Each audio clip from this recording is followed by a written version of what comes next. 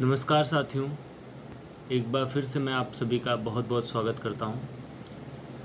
आज पिछले वीडियो की सीरीज़ को आगे बढ़ाते हुए हम रेगुलेटिंग एक्ट 1773 को डीप में एनालिसिस करेंगे, उसे समझेंगे कि आखिर ये था क्या और ये आया क्यों, इसके पीछे क्या रीज़न्स थे। साथियों, जैसा आपको पता है, पिछले वीडियो में अगर आपने वो वीडियो नहीं देखी है तो प्लीज़ प्लेलिस्ट में जा कर के उस वीडियो को ज़रूर देखें, क्योंकि वो वीडियो इस वीडियो का एक फाउंडेशन का काम करेगी और एक तरह से आपको आपके माइंड में एक स्पेस क्रिएट करेगी, जिससे आप इस वीडियो को, जो कि करंट वीडियो चल रही है, इस वीडियो को समझ पाएंगे और आगे आने वाली वीडियो को भी और बेहतर ढंग से समझ पाएंगे। तो मैं आपसे रिक्वेस्ट करूंगा कि आप पहले उस पिछले वीडियो को देखें, उसके बाद इस वीडियो को आप कंटिन्यू करें। तो साथियों, पिछले वीडियो में को कनेक्ट करते हुए अगर हम बात करें तो पिछले वीडियो में मैंने थोड़ा हिस्टोरिकल बैकग्राउंड पे आपके साथ चर्चा किया था, जिसमें मैंने कंपनीज़ के आने से लेकर के उनके टेरिटोरियल पावर बनने तक की चर्चा की थी, फिर कैसे चीज़ें घटती चली गई। और मैंने ये भी बताया था कि कुछ ऐसे इवेंट्स हुए हैं, इम्पॉर्टेंट इवेंट्स हुए हैं ब्रिटिश रूल के टाइम, जो कि हमारे कॉन्स्टिट्यूशन का एक तरह से बेडरॉक बने, मतलब एक तरह से हमारे कॉन्स्टिट्यूशन की नींव बने हैं, जिन्हें हम इस वीडियो में भी देखेंगे और आगे आने वाली सभी वीडियो में बारी बारी से उन्हें डीप में डिस्कस करेंगे और समझते हुए आगे बढ़ेंगे। तो आज साथियों हम कंपनी रूल के बारे में डिस्कस करेंगे।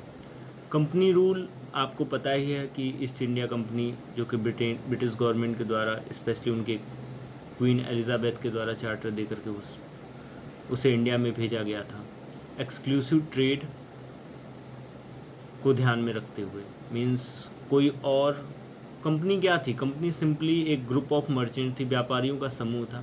और एक्सक्लूसिव राइट का मतलब ये होता है कि उस देश से कोई और कंपनी इंडिया में ट्रेड नहीं कर सकती सिवाय ईस्ट इंडिया कंपनी के और उसके जो मेंबर्स थे या उसके जो मर्चेंट्स थे जो उसमें शामिल थे।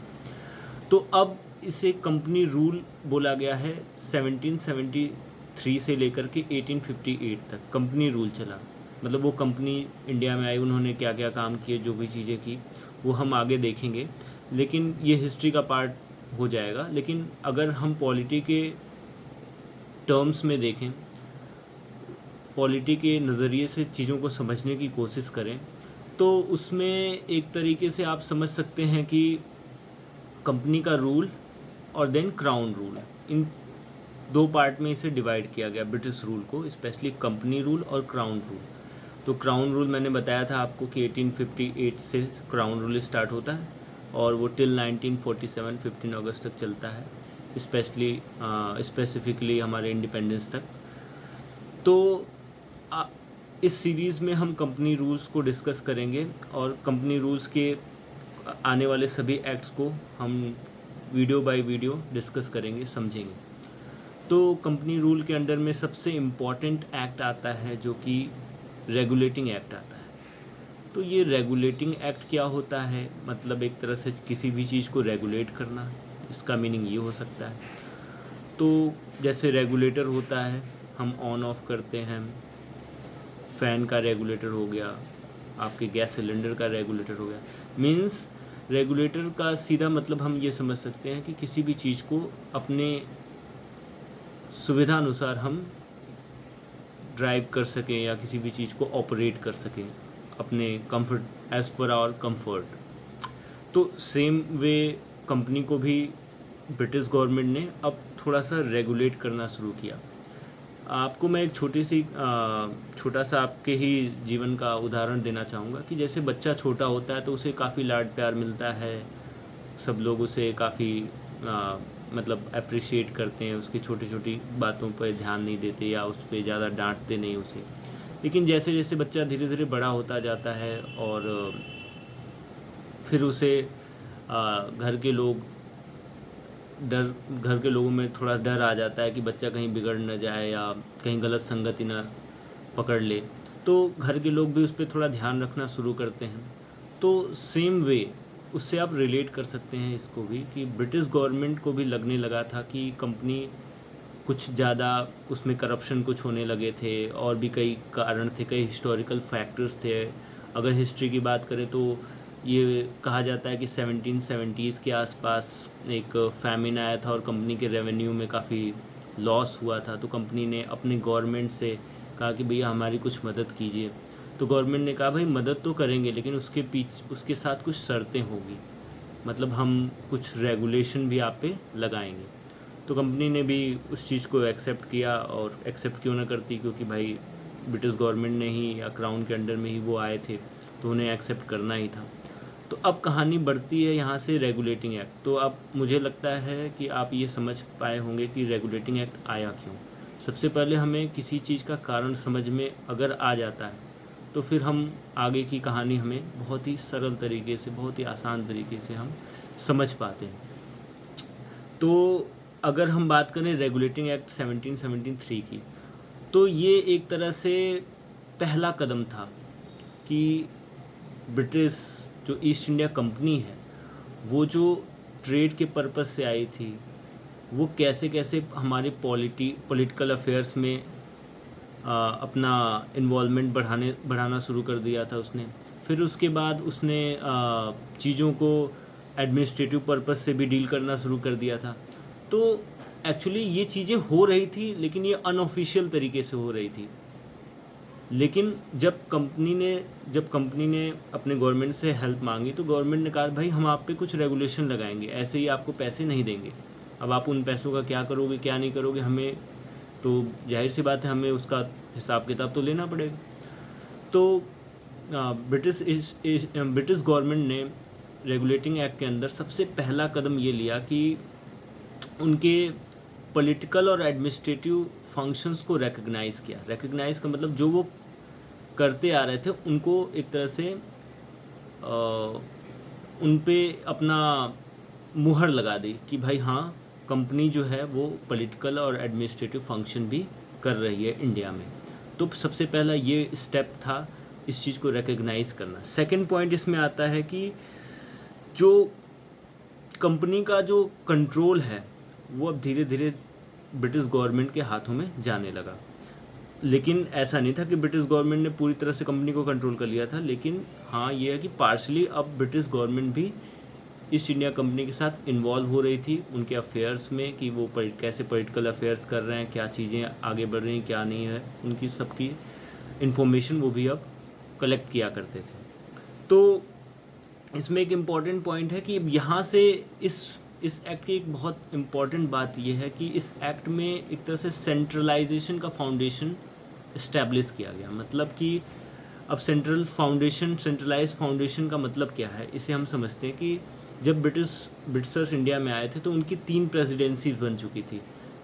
तीनों प्रेसिडेंसीज का नाम Bengal presidency, Madras presidency, Bombay presidencies. ये तीनों प्रेसिडेंसीज मतलब एक एरिया था जहाँ पे वो अपना ईस्ट इंडिया कंपनी अपने सारे अफेयर्स करती थी, अपने सारे पॉलिटिकल एडमिनिस्ट्रेटिव अफेयर्स चलाया करती थी।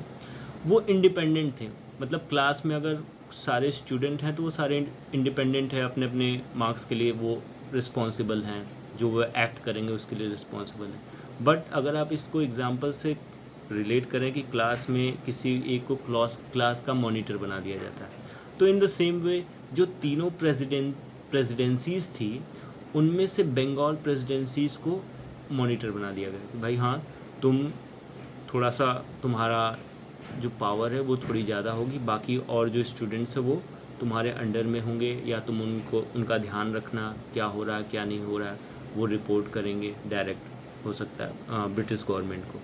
तो ये बात थी। तो सेंट्रलाइज एडमिनिस्ट्रेशन से हम यही समझ सकते हैं। और एक तरह से इसके फीचर्स की अगर बात करें, जो कि एम लक्ष्मीकांत में बहुत ही क्लियरली मेंशन्ड है कि गवर्नर जनरल ऑफ बंगाल जो था, क्योंकि अब उसको ज़्यादा पावर दे दी गई थी, in comparison to other presidencies, Bombay presidencies and Madras presidency. तो गवर्नर ऑफ बंगाल बोला जाता था, उसके गवर्नर को governor of Madras, governor of Bombay बोला जाता था। लेकिन जब उनको ज़्यादा, गवर्नर ऑफ बंगाल को ज़्यादा पावर दी गई तो उसे गवर्नर जनरल ऑफ बंगाल कहा जाने लगा। ये इसका एक one of the most important feature है इसमें हम। और एक जो सबसे इम्पॉर्टेंट पॉइंट है कि गवर्नर जनरल ऑफ बंगाल बना कौन, वो था Lord Warren Hastings. He became the first governor general of Bengal. तो ये एक इम्पॉर्टेंट पॉइंट आता है। और इसमें सुप्रीम कोर्ट की बात आती है कि 1774 में सुप्रीम कोर्ट इन कलकत्ता, एट कलकत्ता इस्टेब्लिश करने की बात की गई। तो सुप्रीम कोर्ट आपको, जैसे आपको पता ही है कि आप अपने फर्दर क्लास 8th 9th में आपने NCERTs में पढ़ा होगा कि supreme court highest judicial body होती है। और आपको ये भी पता होगा कि हमारे कंट्रीज़ में इंटीग्रेटेड जुडिशरी है। हाई सबसे ऊपर सुप्रीम कोर्ट, फिर हाई कोर्ट, फिर सबऑर्डिनेट कोर्ट, उसके अंदर सारे कोर्ट्स आएंगे, लो लेवल के कोर्ट्स जो हैं। तो सुप्रीम कोर्ट को इस्टेब्लिश किया गया। अब एक सवाल ये आता है कि सुप्रीम कोर्ट की क्या ज़रूरत है? भाई कंपनी ट्रेड कर रही है, उसके डिस्प्यूट्स खुद में भी होंगे, अंदर इंटरनल डिस्प्यूट्स भी होंगे, और लोगों से भी डिस्प्यूट्स होंगे। तो उन चीज़ों को ध्यान में रखते हुए सुप्रीम कोर्ट को भी इस्टेब्लिश कर दिया गया इस रेगुलेटिंग एक्ट के अंडर। इसके बाद एक इम्पॉर्टेंट पॉइंट आता है कि जो कंपनी के सर्वेंट्स होते हैं, कंपनी के जो लो लेवल के जो स्टाफ होते हैं, उन्होंने, क्योंकि वो अनरेगुलेटेड थे जब तक ये रेगुलेटिंग एक्ट नहीं आया था, उसके पहले वो अनरेगुलेटेड थे, मतलब उन पर कोई अंकुश नहीं लगा पाया था, मतलब निरंकुश घूम रहे थे वो। तो जाहिर सी बात है कि जब पावर ज़्यादा आती है और निरंकुश पावर आ जाती है तो फिर वहाँ पे पावर का या शक्ति का दुरुपयोग होना भी शुरू हो जाता है। तो कंपनीज़ के सर्वेंट्स ने कुछ नेटिव पीपल से कुछ ट्रेड, अपने पर्सनल ट्रेड करते थे, फिर उनसे कुछ ब्राइब्स लेते थे। तो इससे क्या होता था कि कंपनी के ओवरऑल इकोनॉमिक कंडीशन में थोड़ी प्रॉब्लम क्रिएट होती थी, या एक तरह से कंपनी का मिसमैनेजमेंट हो जाता था। और तो इस वजह से गवर्नमेंट ने इस बात को भी ध्यान दिया कि हमारे कंपनी के जो अफेयर्स हैं उनमें कोई भी करप्शन ना हो, प्राइवेट लेवल पे कोई ट्रेड ना करे, ओवरऑल सोचे, सब अपनी अपनी ना सोचें, एज ए कंपनी सोचें कि चीज़ें कैसे चल रही हैं, क्या कंपनी को बेनिफिट हो रहा है कि नहीं हो रहा है, ये सारी चीज़ें। मतलब एक तरह से डिसिप्लिन लाने की कोशिश की गई ईस्ट इंडिया कंपनी के अंदर इस एक्ट के तहत। और एक तरह से इसमें कंपनी, अभी ब्रिटिश गवर्नमेंट ने इस एक्ट के तहत क्या किया, मतलब कि किस तरीके से उनको ईस्ट इंडिया कंपनी को रेगुलेट करने का उन्होंने सोचा। सबसे इम्पोर्टेंट पॉइंट इसमें कोर्ट ऑफ डायरेक्टर, उन्होंने एक कोर्ट ऑफ डायरेक्टर बना दिया जिसका यही काम था कि कंपनी की जो भी सिविल, रेवेन्यू और मिलिट्री अफेयर्स हैं, सिविल, रेवेन्यू और मिलिट्री अफेयर्स हैं, उनके बारे में क्या हो रहा है, क्या चीज़ें अभी चल रही हैं, क्या हो चुकी हैं, उन सब की रिपोर्ट वो ब्रिटिश गवर्नमेंट को दे। तो ये इसके कुछ इम्पॉर्टेंट फीचर्स थे जिसके बारे में आपको मैंने अभी समझाया, और उम्मीद करता हूँ कि चीज़ें आपको समझ में आई होंगी। तो रेगुलेटिंग एक्ट यहीं तक था। इसके बाद आने वाले वीडियोज़ में हम आगे आने वाले जितने भी एक्ट्स थे उनको बारी बारी से देखेंगे। बाकी अभी के लिए इतना ही। उम्मीद है कि आपको ये वीडियो पसंद आया होगा, और अगर आपको कोई डाउट हो तो प्लीज़ कमेंट सेक्शन में आप पूछिए, और I will be very glad to answer all your queries and doubts, and I hope that you will like this video, subscribe and share to your well wishers. So thank you. That's all. Have a nice day.